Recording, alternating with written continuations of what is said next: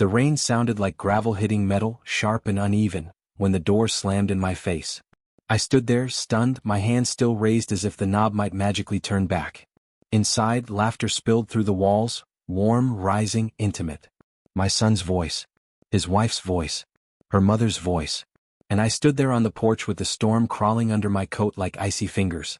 My name is Evelyn, I'm 54, and tonight I learned the kind of truth that doesn't echo, it settles. Like dust. Like shame. I knocked once. Softly. I didn't want to embarrass him on his birthday. No answer. I knocked again. Harder this time. Still nothing, just the muffled sound of a cake being carried out, someone saying, "Make a wish," and a room full of people who didn't wonder once where I was. The wind cut through me, lifting my hair, pushing cold into my bones until my teeth began to shake more than my hands. I tried calling him. He declined it. Twice. Then a text. "We're busy. Please don't make a scene." A scene. As if I were the intruder on a night I helped bring into the world 28 years ago. I wrapped my arms around myself, trying to keep the storm out and the humiliation in. My coat was soaked, my breath fogging into the dark. I felt small. Pathetic. Unwanted. Then headlights curved into the driveway. Slow, controlled, expensive. My mother's car. She stepped out holding a small black umbrella, her diamonds catching what little light the storm allowed. She looked at me, drenched, trembling, discarded, and then at the house glowing with warmth I wasn't welcome in. Her voice was calm, almost bored as she pointed toward the front door. "Destroy everything." For a moment I thought I'd misheard her. The storm hissed between us, rain bouncing off the driveway like tiny impatient fingers. But my mother, impeccably calm beneath her umbrella, didn't repeat herself. She didn't need to. Her eyes were steady, almost clinical, the way she used to look at broken things she planned to replace rather than fix. I swallowed hard. "Mom, it's his birthday." "That's precisely why," she said, stepping closer. "Birthdays reveal character. Tonight he revealed his." Her hand brushed a wet strand of hair off my cheek, a gesture so gentle I nearly crumbled. My mother and I weren't affectionate people. Not by history. Not by habit.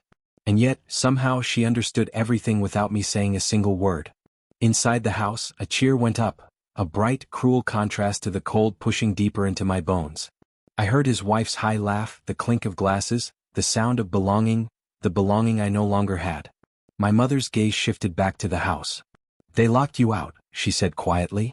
"In a storm. While celebrating on your dime." I blinked. My dime. She let out a breath, slow and deliberate. "Evelyn, who do you think paid for the down payment? For the renovations? The kitchen she brags about?" "I wrote the checks." "Your son didn't want you to know." The rain suddenly felt warmer, or maybe it was just the shock spreading through me. "Why would he hide that from me?" "Shame," she said. "Entitlement. Pick one." Lightning cracked somewhere behind us, illuminating the house like a stage. My mother closed her umbrella with a soft snap, as if making a decision. "You are not the problem here," she whispered. "But you will be the ending." And then she handed me a small silver key. "Go on. Open it." The silver key lay in my palm like a secret I hadn't earned. It was lighter than I expected, warm somehow, as if it had been in her hand for longer than the walk from the car. I stared at it, the ridges catching bits of lightning, and for the first time that night the cold wasn't the sharpest thing I felt. What does this open?" I asked. My mother stepped beside me, her heels sinking slightly into the softened earth. "Something you should have seen a long time ago," she said. "But he made sure you didn't." Through the window the birthday candles flickered. Someone dimmed the lights. They were singing, my son's wife leading the chorus with her mother pressed too close to her side. My son looked happy, relaxed, comfortable, as if he hadn't just locked me outside like a stray. My mother's voice broke through the ache gathering in my chest. "Evelyn, he has built comfort on your silence. And he believes you will stay silent forever." I looked at the door again, the knob a dark outline under the porch light. "I don't want revenge, Mom," I whispered. She laughed softly, not mean but knowing. "This isn't revenge. This is correction." I turned the key between my fingers. It felt familiar and foreign at once. "Where does it go?" She took my hand and curled my fingers around it. "To a drawer inside. Top floor. His office." Her tone cooled. "The documents inside belong to you, not to him." My breath caught. "What documents?" Instead of answering, she tilted her chin toward the glowing windows. "Go find out. Let him celebrate. Let him believe nothing has shifted." I hesitated, rain dripping from my sleeves, everything inside me trembling. Then my mother looked at me with something rare, approval. "Destroy everything," she murmured again. "But start with the truth." I stepped onto the porch, water streaming off me in thin lines pooling around my shoes.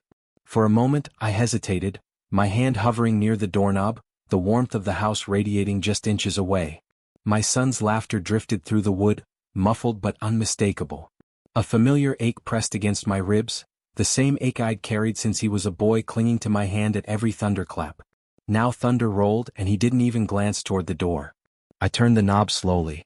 It wasn't locked. He hadn't locked me out to keep me out.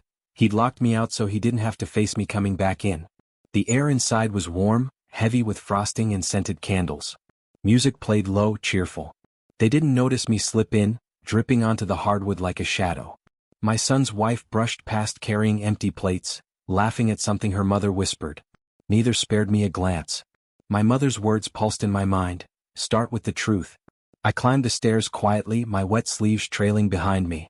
His office door was cracked open, the faint blue glow of his computer spilling into the hallway. Inside, everything was arranged with obsessive precision.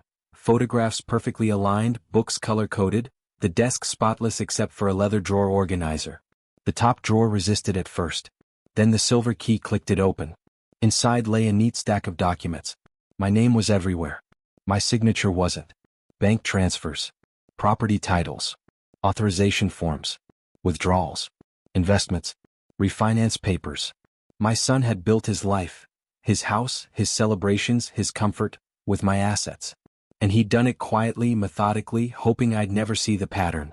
Rain pounded the window behind me. My pulse matched it beat for beat. That's when I heard footsteps in the hallway. Someone was coming.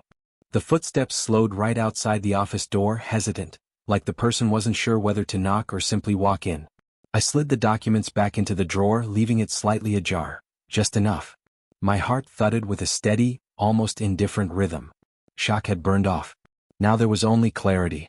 The door nudged open and my son's wife peeked in. Her expression didn't change when she saw me, no surprise, no discomfort. Just mild annoyance, the kind reserved for someone standing where they shouldn't. "Oh," she said, wiping her hands on a birthday-themed napkin. "You're here?" The pause before "here" stung more than the storm had. I straightened. I needed a moment. She stepped inside, her eyes flicking around as if checking whether anything was out of place. "Well, we were wondering where you went.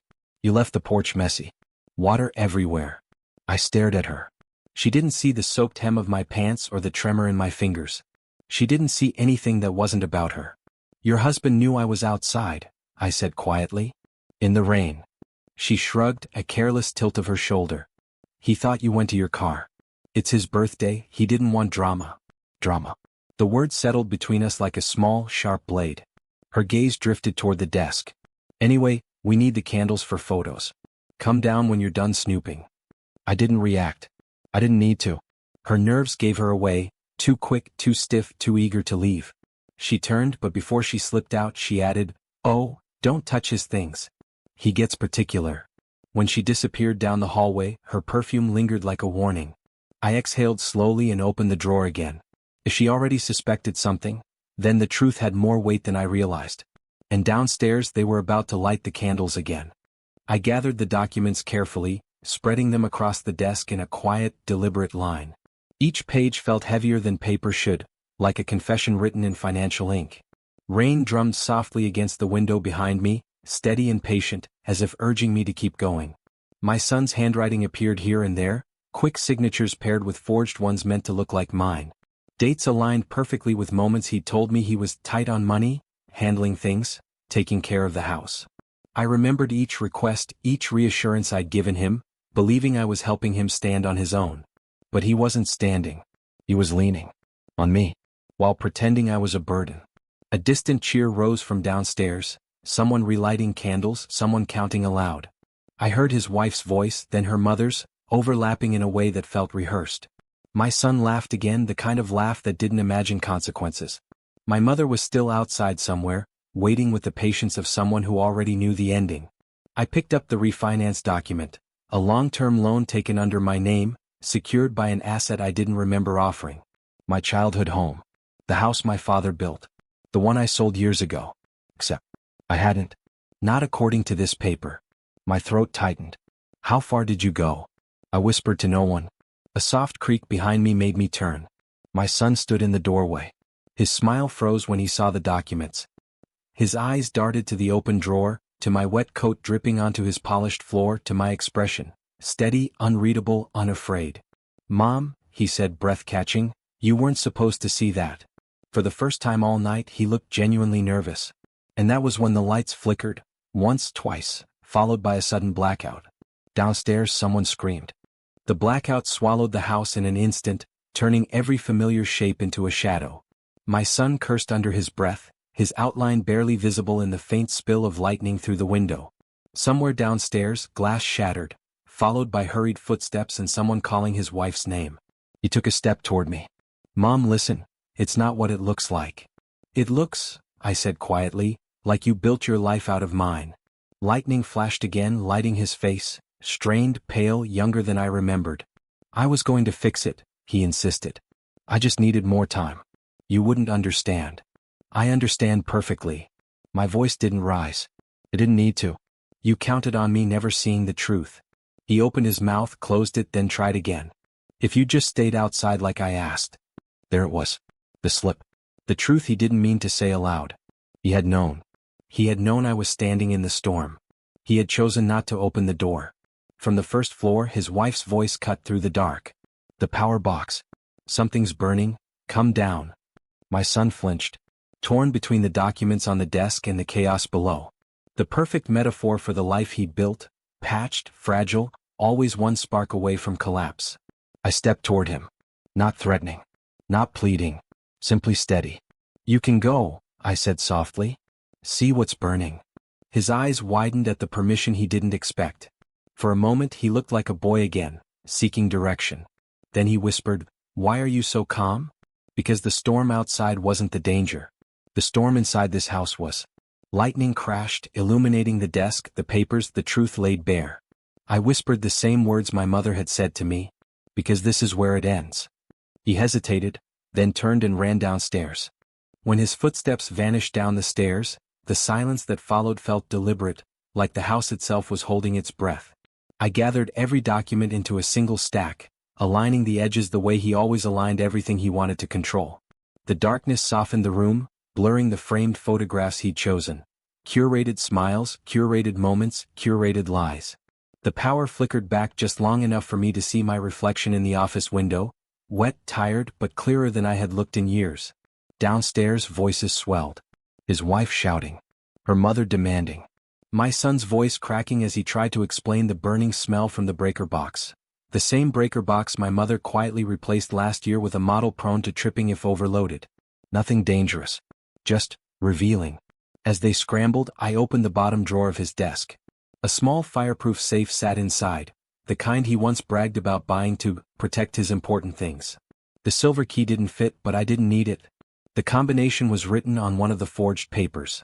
He had always been predictable. Inside the safe lay the final piece, a portfolio ledger listing every account he held in my name and in his wife's. Transfers, balances, investments, all traceable, all reversible, all in violation of the financial agreement my mother established decades ago, an agreement that gave her full legal authority to intervene if her funds were misused. I closed the safe gently. Then I walked downstairs. The three of them turned toward me, faces tight, worried, irritated. My son stepped forward. Mom, we need to talk. For once, I said, you're right.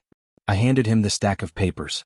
His wife grabbed one, scanning it, her face draining of color. What did you do? She whispered. Nothing, I said softly. Yet. Behind me, headlights swept across the window, my mother returning. I looked at him one last time. Your house, your accounts, your choices, all built on fraud. So here's what happens now. I stepped aside as my mother entered. You don't lose everything, I told him. You return everything. And then, with a calm that felt like air after drowning, I added,